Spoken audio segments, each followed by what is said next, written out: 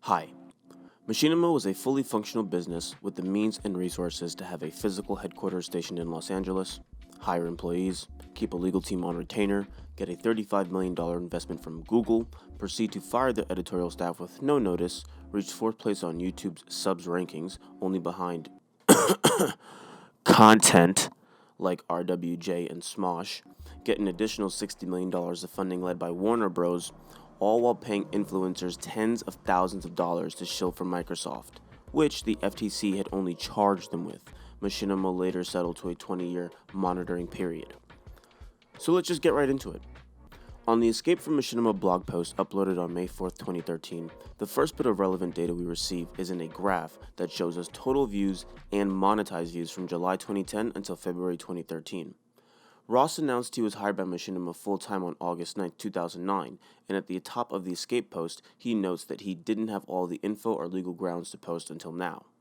Before worldwide views were counted towards monetization, his total views ranged between 500,000 and a bit under 1 million from July to December 2010.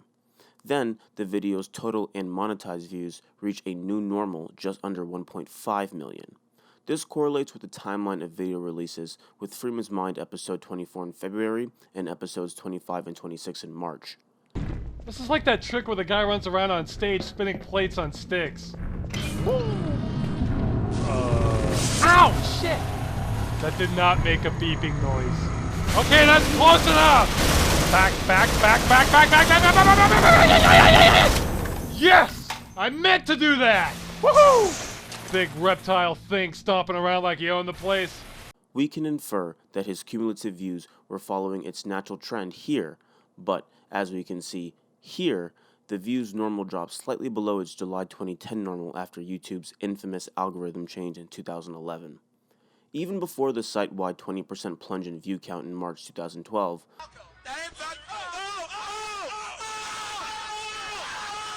Ross's views already suffered, even with a 30% increase in videos since the old normal. It stayed this way until June 2012, where we have another drop in cumulative views that does readjust in the fall, but then drops lower than July 2010. So what does this mean? Looking at the graph alone doesn't answer that question, but here is the important takeaway. Ross's views were cut in half twice over a 3-year period. In the next section, Ross remarks that, in his opinion, his new contract with Machinima was not good in terms of rights regarding his videos, and that he didn't think he could sign it even if he was just starting off today. To give you a little more context, when he had signed up to work for Machinima in August 2009, he was earning enough money from them for him to live off of. This means that the new contract proposed to him was polarizing enough, which is me trying to be nice, that he had to give up a shot at a stable income to maintain the integrity of his content. I know what you're thinking, and yes, we are going to look at a hypothetical Machinima contract. I just want to highlight a few parts that stood out to me and ask you if it comes off as a little odd, hypothetically. Director hereby grants exclusively to Machinima an irrevocable license in perpetuity throughout the universe in all forms of media now known or hereafter devised, through any means of transmission now known or hereafter devised, on any platforms now known or hereafter devised, in and to any content created and or owned by Director on the Director YouTube properties. I don't have any experience with legal documents, but that strikes me as, excessive. Throughout the universe is the implication that if the director, or in this case you, goes to Mars to upload original content from Mars, Machinima's legal team will send out a cease and desist in accordance with their contract? Alright, one more. You and all personnel supplied directly by you shall be deemed employees or subcontractors of Director, and will not be considered employees, agents, or subcontractors of the Machinima for any purpose whatsoever. For the sake of clarity, this is not an agreement for the performance of any services. There's a good chance this is standard legal practice, but that is aggressive. FYI, I found this with a cursory Google search, but out of safety, I can't tell you exactly how to find it. I've definitely glossed over 95% of, everything. But I'd suggest finding it yourself and reading it on your own. The hypothetical contract notwithstanding, This bit of information gives us another piece of the puzzle. Ross's new contract with Machinima would have basically cost him the license to his own IPs forever.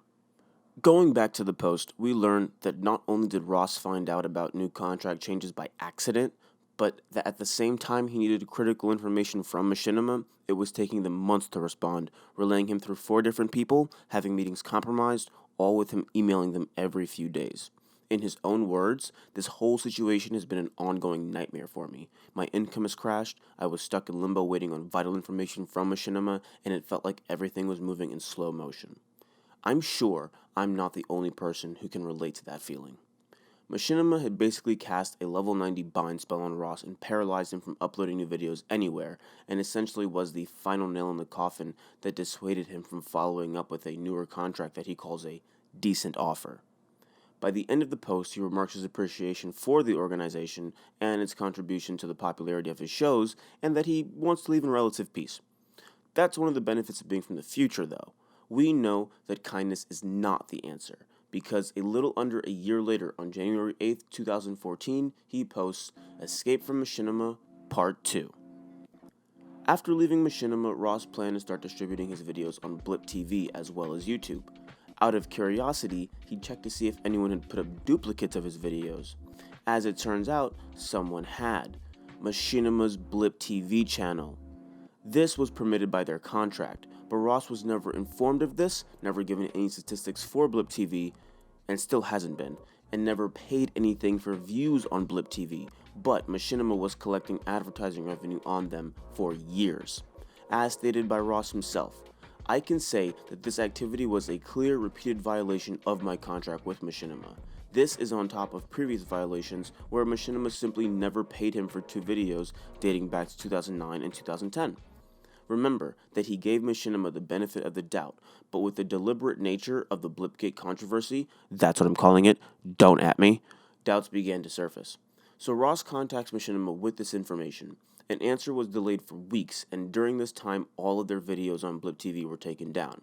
When Machinima did respond, they claimed they owned all of his videos under the U.S. Copyright Act based on a contract from 2011, even though he never signed a contract with them from 2011. His contract with them was from 2009, which adds up, as he announces he's leaving Machinima as a full-time employee on December 1st, 2009. He still worked with them on a different view-based contract, and we actually see the results of this view-based contract in the graph that we looked at earlier. Woo! Yes. Math. Amazing. More exchanges take place between Ross and Machinima's legal team, in which he confirms they lost the signed 2009 contract that had some protection rights written into it, sent them an unsigned copy of the 2009 contract, which they responded to by asking for a signed copy of the 2009 contract, despite having just admitted to losing the only copy in existence. After a fan provided an invaluable amount of pro bono assistance, Ross sends Machinima a 15-page letter explaining what had happened to him and why he would have to pursue legal action if his rights weren't restored. He concludes by posting that he can live with the outcome. Kind of a flat note to end on, but thanks to Ross, if you are someone you know was a Machinima director between 2010 and 2011 and you got some money from them spontaneously, you may have him to thank for that. Look, I know it's not the most exciting story in the world. It's not as scandalous as murder, but it's important to put this into context again. This is just one case in a sea of possibly hundreds. This is just the one we're thinking about right now. And I know it's late, but I do want to address my bias. I am someone who discovered Freeman's Mind through Machinima.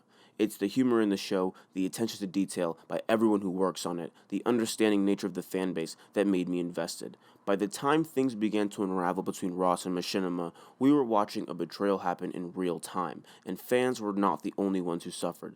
Ross and his team suffered too. Time and again, he has proven that the integrity of his art is more important than money, and the most effective thing this legal debacle accomplished was stopping the release of new content. And as someone who likes to make YouTube videos and get a kick out of a few people, finding a laugh or learning a thing or two, that can be one of the worst feelings. This brings us to our last point. Ross had not received payment from Blip TV videos, and when he approached them with this information, Machinima proceeded to cover up their tracks.